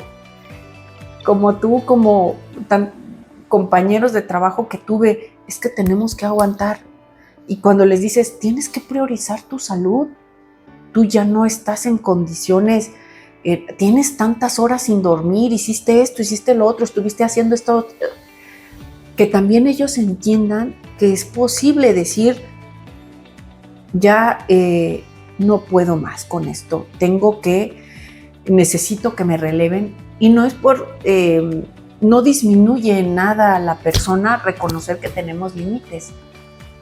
Por el contrario, habla bien en el sentido de que estoy priorizando además como desde el punto de vista ético, que ya no le puedo dar un servicio de calidad al justiciable, porque estoy rendido de cansancio, porque ya no puedo más con tantas audiencias. Entonces, desde luego, pues está el tema importante de dotar de mayor cantidad de personal, de mayores insumos, y ya sabes que las cuestiones tecnológicas ayudan a solventar muchos temas, pero también poner un número límite de horas de audiencia en las que puede estar una persona, desde luego exigir al sistema de gestión que haya recesos, que le den oportunidad al juez para poder tomar agua, para poder ir al baño, para poder tomar algún alimento, que sea exigible eso. No puede llevarte la corrida desde las 9 hasta las 12 de la noche en horario de audiencia. Eso no es humano ni tampoco otorga la justicia de calidad que se merecen los gobernados. Y pues bueno, creo que esto también se puede hacer o lograr a través de la escuela, en el sentido de hacer conscientes a los jueces de este tema, ¿no? Que tienen que priorizar su salud porque es un deber ético más que tienen. Aparte de la imparcialidad, de la ecuanimidad, de todos estos de los que hablan las virtudes judiciales, entender que llega un punto en el que humanamente ya no se puede responder a la exigencia del servicio. Entonces, creo que tenemos que hacer todo esto. Se me había ocurrido a mí, pero es cuestión de que ustedes vean la manera de implementarlo. Yo sé que tienen contacto con escuelas, tienen contacto con personas que están interesadas en saber cómo funciona el sistema y en conocer qué es lo que está pasando con sus jueces. Si algo bueno podemos considerar de la reforma judicial es que está poniendo el foco en la reflexión acerca de qué jueces necesita esta sociedad, quiénes pueden ser jueces, qué perfil necesitan, cuáles son las virtudes que deben de tener, que es todo un tema. Pero bueno, volviendo a la situación, inviten a un estudiante, inviten a un periodista, a una jornada de un juez, sobre todo los que están de turno, para que vean la resistencia física y mental que se requiere para enfrentar le decía yo, esta locura de enjuiciar las conductas de tus semejantes, porque eso es un verdadero reto, un verdadero desafío. Nosotros juzgamos conductas, y juzgar las conductas de tus semejantes de verdad es una actividad desde luego hermosa desde el punto de vista profesional, aporta enormemente a la sociedad. Sabemos la confianza que tienen la iniciativa privada, tan solo las inversiones en un estado de vida o adecuadamente organizado y que sea respetuoso de los derechos de las personas, pero pues también se requiere que veamos ahora desde el enfoque del juez cuáles son sus necesidades, cuáles son sus debilidades, cuáles son pues desde luego de lo que están careciendo, no solamente desde el punto de vista de insumos, sino desde el punto de vista pues de su capacitación y de sus capacidades para ir formando el perfil del juez que necesita esta sociedad. Invítenlos a hacer un programa en ese sentido para que vean qué se requiere detrás de bambalinas, para que conozcan qué actividad está haciendo el sistema de gestión. para que vean cuántas horas de trabajo, cuántas horas de preparación, para que entiendan lo que les decía yo, el peso de la toga. Sin duda lo vamos a realizar, Gloria. Eso sería un excelente ejercicio, no solamente para los estudiantes, creo que para estudiantes y cualquier persona, cualquier justiciable que pueda entrar en esta área, sí, conocer y vivirlo. Entonces yo creo que eso cambiaría mucho el panorama, que de repente a algunas personas se les ocurre únicamente señalar y decir es que los jueces no hacen esto mal, son corruptos, son esto, son lo otro. A ver, vamos a analizar todo desde las diferentes vertientes. Velo desde el punto de vista de todo lo que existe detrás de la procuración, de la impartición de justicia básicamente. Yo sé que dicen los ministerios públicos están en una situación igual o quizás más comprometida que los jueces, no lo sé. Los defensores públicos, los defensores privados, los policías, todos los que están involucrados en el sistema de justicia. No podemos generalizar. Todas las generalizaciones son una falacia. No podemos decir todos los jueces son corruptos. Se puede señalar pues que en tales o cuales sectores ciertamente hay problemas enormes con el tema relativo a los jueces. Pero vamos a analizar Guanajuato, que es nuestro ámbito que tenemos al alcance. Vamos a analizar juzgados de oralidad penal. Cómo están funcionando, quiénes son nuestros jueces, cómo están trabajando, cuántas horas de trabajo, los sacrificios personales, físicos y emocionales que les está implicando la función. Vamos a analizarlo desde in situ, desde adentro, para que vean cuáles son las exigencias del sistema y que en nuestra sociedad podamos definir cuál es el perfil de juez que estamos exigiendo. Pues muchas gracias por habernos recibido en tu casa. Gracias al licenciado Memo, que está aquí tras bambalinas también. Muchas gracias. Yo decía que son una familia ejemplar. Ay, muchas gracias. Qué bueno que ya puedan disfrutar de otro tipo de actividades, gracias. Pero reitero, con la satisfacción del deber cumplido. Eso esperamos. Y con una escuela que están dejando que pues, se debe seguir, ¿verdad?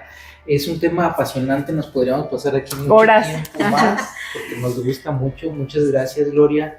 Esperemos que en alguna otra actividad con la asociación pues, pudieras participar, claro. Alguna ponencia, alguna conferencia, porque sabes mucho y puedes dar mucho todavía.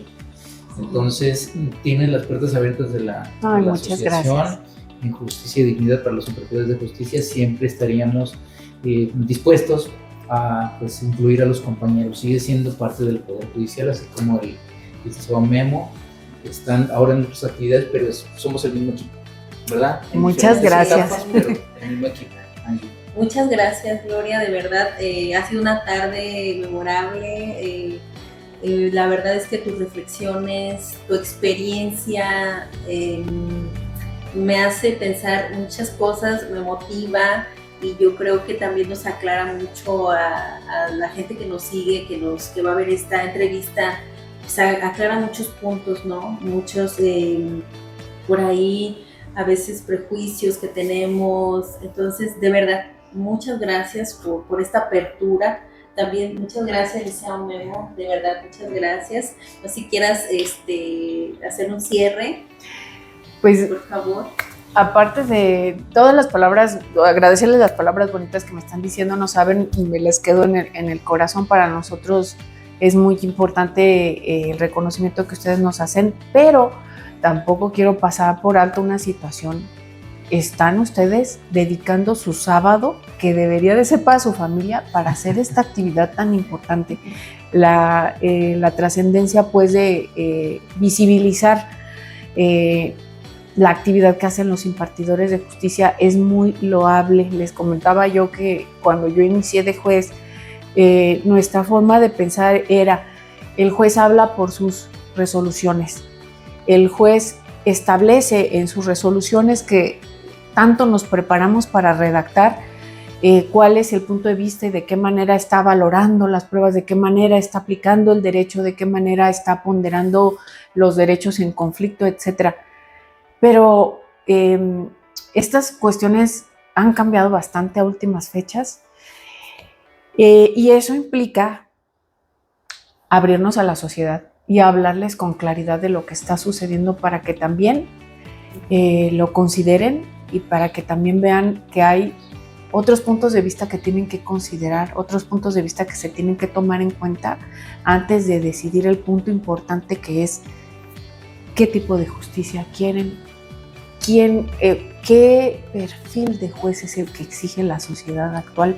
Y ustedes están haciendo una labor muy importante para tratar de dilucidar este tema tan importante actualmente. Y pues por eso también les agradezco a ustedes su entrega, su compromiso, porque están abriendo caminos que nosotros, de verdad, nuestra generación cuando menos no había ni imaginado. Y pues ya saben que aquí tienen su casa y ojalá que todo esto sea para el bienestar de nuestra sociedad y desde luego del Poder Judicial a quien le debemos tanto y de verdad a quien le tenemos un cariño todavía tan especial. Tenemos la camiseta bien puesta en todas las actividades que realicemos con gusto. Venimos un sábado o un domingo. La verdad es que pues, es vocación y queremos visibilizar, como tú dices, la actividad del juez, que la gente se dé cuenta qué es lo que hacemos, de dónde venimos, si estamos capacitados o no, si tenemos vocación o no, si lo hacemos bien y todo lo que ello implica, porque también son sacrificios. Y el lado humano del juzgador, insisto, esto es para quien llegue a la función de cualquier manera, va a ser lo mismo. Todos somos seres humanos con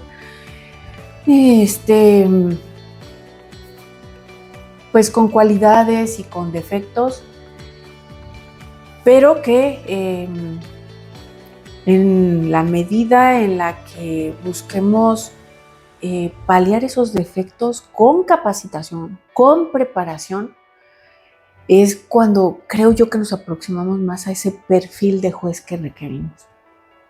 Para mí ese siempre fue la clave, la capacitación. Cuando dejó de ser importante, pues también fue un parteaguas para pensar pues también en el retiro.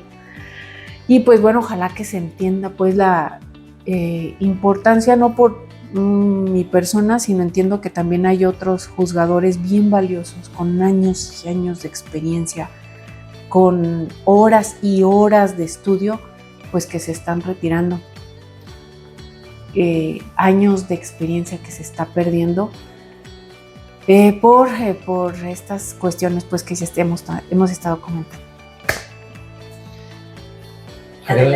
Agradecemos mucho a todo el equipo de la asociación, a nuestro equipo de producción, porque vamos a difundir esta entrevista de parte de la asociación, se va a editar y desde luego pues vamos a llegar a todos los lugares en donde queremos llegar. Agradecemos mucho a la maestra Gloria, al maestro Memo, habernos recibido en su casa, el equipo de comunicación social, del cual la maestra Angie es la coordinadora. Y muchas gracias, nos veremos en la próxima entrevista. Muchas gracias y buenas tardes a todos. Gracias, Paco. Hasta luego.